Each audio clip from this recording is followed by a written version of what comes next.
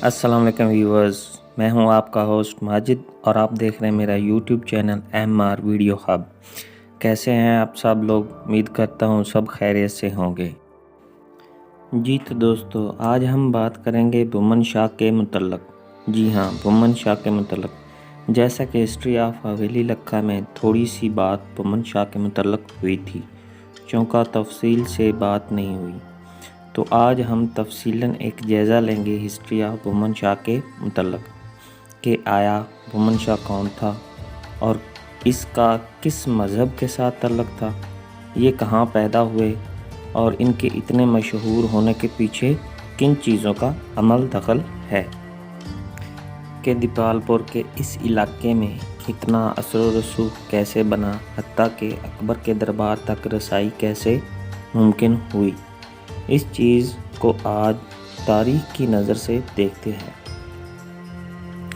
سب سے پہلے ہم بات کرتے ہیں بھومن شاہ کی جائے پیدائش کی۔ یہ کہاں پیدا ہوئے؟ تو بھومن شاہ ہمایوں بادشاہ کے دور میں پیدا ہوئے، اور اگر ہم بات کرتے ہیں کہ کہاں پیدا ہوئے تو بھومن شاہ تحصیل دیپال پور کے مشرق کی جانب ایک چھوٹے سے گاؤں میں پیدا ہوئے، جس گاؤں کا نام ہے بہلول پور۔ یہ گاؤں بھی کافی پرانا گاؤں ہے، دیپال پور سے 15 سے 20 کلومیٹر کی مسافت پہ واقع ہے۔ یہ کوئی عام بچہ نہیں تھا، اگر ایک طرح سے کہیں تو شروع ہی سے کراماتی بچہ تھا۔ بھومن شاہ کے اتنا مشہور ہونے کے پیچھے ایک بہت ہی مشہور واقعہ کار فرما ہے۔ جی تو دوستو، وہ واقعہ کچھ یوں ہے کہ جب بھومن شاہ جوان ہوئے تو ان دنوں دیپال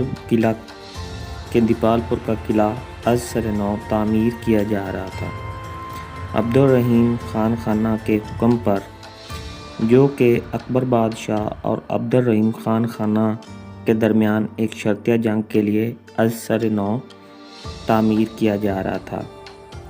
اگر آپ اس جنگ کے متعلق مکمل ڈیٹیل سے جاننا چاہتے ہیں تو دیپالو قلعہ سے ریلیٹڈ ایک ویڈیو ہمارے چینل پہ موجود ہے، جس میں یہ تفصیلاً بیان ہے۔ جی تو دوستو، بات آگے شروع کرتے ہیں۔ جب دیپالو قلعہ تعمیر کیا جا رہا تھا تو ان دنوں بھومن شاہ کے گھر کے حالات کچھ ٹھیک نہ تھے، تو والدہ کے کہنے پر بھومن شاہ مزدوری کی غرض سے دیپالو قلعہ پہنچے۔ جب بھومن شاہ مٹی کی کڑائی اٹھانے کی کوشش کرتے تو کڑائی خود بخود ہوا میں اوپر اٹھ جاتی، اور جب چلتے تو مٹی کی کڑائی بھومن شاہ کے سر سے 1 فٹ کے قریب ہوا میں معلق ہوئے آتی۔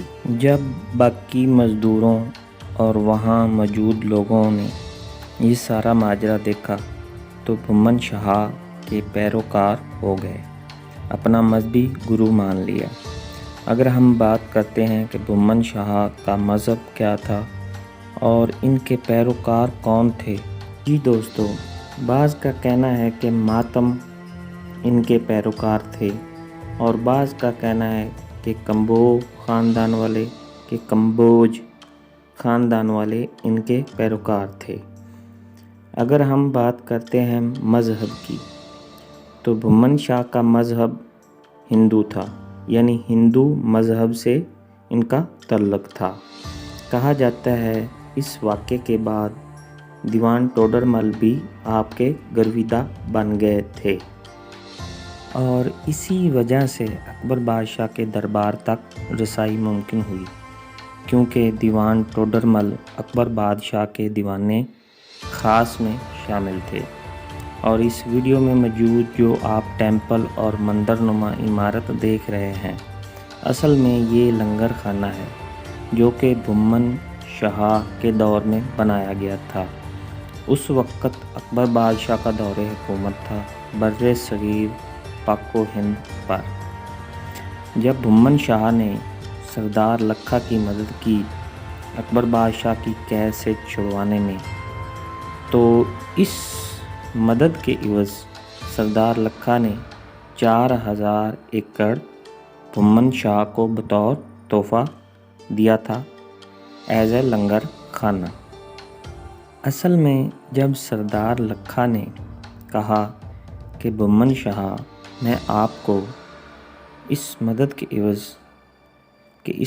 کے بدلے کچھ دینا چاہتا ہوں تو آپ کیا چاہتے ہیں، تو اس پہ بھمن شاہ نے اس علاقے کی نشاندہی کی اور کہا اس جگہ پچھلے جنم میں ہمارے گروؤں کا لنگر خانہ تھا، تو لہٰذا کچھ رقبہ مجھے اس جگہ عنایت کر دیا جائے تاکہ دوبارہ سے لنگر خانہ بحال کیا جا سکے۔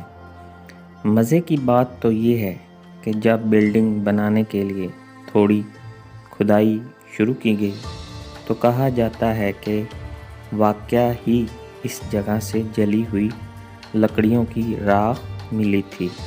اب اس میں کتنی سچائی ہے خدا ہی بہتر جانتا ہے، تو لہٰذا ہمیں کسی کے بھی مذہب کو برا نہیں کہنا چاہیے۔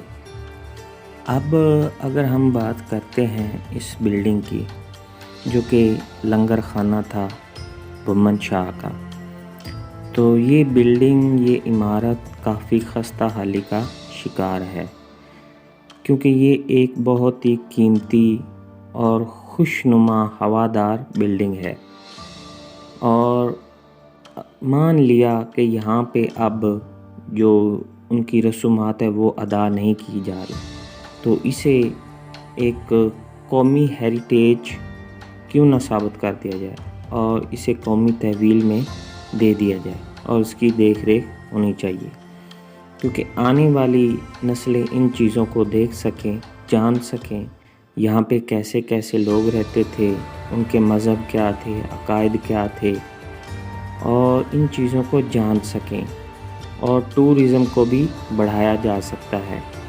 یہ ہسٹری ہے، یہ تاریخ ہے جو کہ صدیوں سے چلی آ رہی ہے۔ اب اگر اسے بھی دیکھا جائے تو یہ بھی تقریباً کوئی 400 سے 500-600 سال پرانی ہے، تو یہ بلڈنگ اب بھی جوں کی توں کھڑی ہے، لیکن خستہ حالی کا شکار ہونے کی وجہ سے نہ تو یہاں اتنی تعداد میں ٹورسٹ آتے ہیں اور نہ ہی اس چیز کو کوئی جانتا ہے۔ لیکن اگر بلڈنگ کو دیکھیں تو بلڈنگ ابھی بھی اپنی اسی شان و شوکت کے ساتھ موجود ہے۔ کہا جاتا ہے کہ پاکستان اور انڈیا کی علیحدگی سے پہلے، یعنی ونڈ سے پہلے، یہاں پہ لنگر خانہ جاری تھا، کہ جب بھی کوئی مسلم، غیر مسلم اس جگہ سے گزرتے تھے کسی اور شہر جانے کے لیے، تو رستے اگر اس رستے سے گزرتے تھے تو یہاں پہ لنگر کھا کے جایا کرتے تھے۔ تو اب تو نہ وہ وقت رہا اور نہ وہ لوگ رہے، کیونکہ اب اتنا عرصہ بھی بیت چکا ہے، اور دوسری بات یہ ہے کہ پارٹیشن کے وقت جب وہ یہاں سے چلے گئے تو یہاں اس کی نہ تو کوئی دیکھ ریکھ کے لیے باقی رہا اور نہ ہی اسے دوبارہ سے بحال کیا جا سکا۔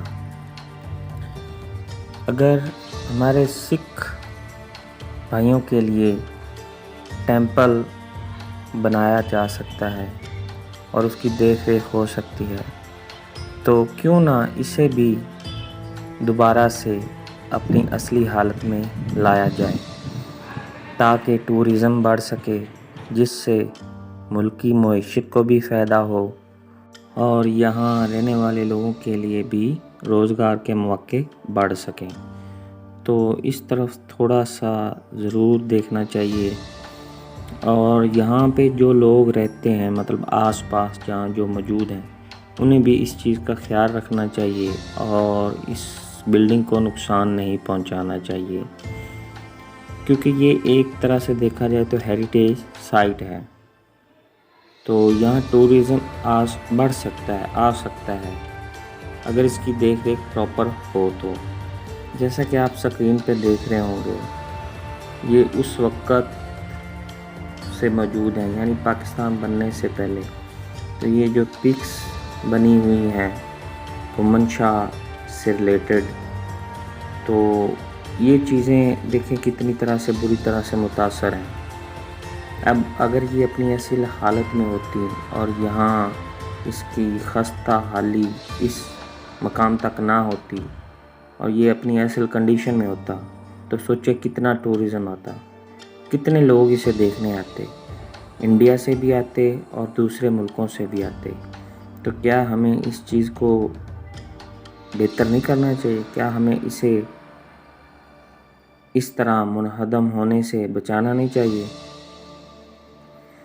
یہ کچھ پکس آپ دیکھ رہے ہوں گے جو اوپر کندہ کی ہوئی ہیں، اب ان کی کیا حالت ہو چکی ہے۔ ٹھیک ہے، مان لیا ان کا مذہب ہمارے مذہب سے چینج ہے، ٹھیک ہے، ان کے اپنے عقائد ہیں، ہمارے اپنے عقائد ہیں، تو ان چیزوں کو اس نظر سے نہیں دیکھنا چاہیے۔ یہ تاریخی چیزیں ہیں اور انہیں تاریخ کی نظر سے دیکھنا چاہیے۔ اور ساتھ چلتے چلتے آپ کو بتاتا چلوں کہ یہ بھومن شاہ لفظ ہے، شاہ نہیں ہے، کیونکہ اکثر دوست کنفیوز ہوتے ہیں کہ یہ شاید شاہ لفظ بولتے ہیں۔ یہ شاہ لفظ نہیں ہے، یہ شاہ لفظ ہے، بھومن شاہ۔ جی تو دوستو، آپ کافی حد تک سمجھ چکے ہوں گے بھومن شاہ کے متعلق کہ آیا ان کا مذہب کیا تھا اور ان کے پیروکار کون تھے۔ جیسا کہ کمبو جو لوگ ہیں، کمبو خاندان سے تعلق رکھتے ہیں، کمبوج، وہ ان کے پیروکار تھے۔ اور یہ بھومن شاہ کہاں پیدا ہوئے؟ یہ بہلول پور ایک گاؤں میں پیدا ہوئے تھے، جو کہ دیپال پور سے 20 سے 25 کلومیٹر کی مسافت پہ واقع ہے۔ امید کرتا ہوں آج کی ویڈیو آپ کو کافی پسند آئی ہوگی، اور اگر واقع ہی پسند آئی ہے تو ہمارے چینل کو سبسکرائب کر دیجئے، بیل کے بٹن کو دبانا مت بھولیے گا، لائک اور شیئر بھی لازمی کیجیے گا۔ تو اس کے ساتھ مجھے دیجیے اجازت، اللہ نگہبان۔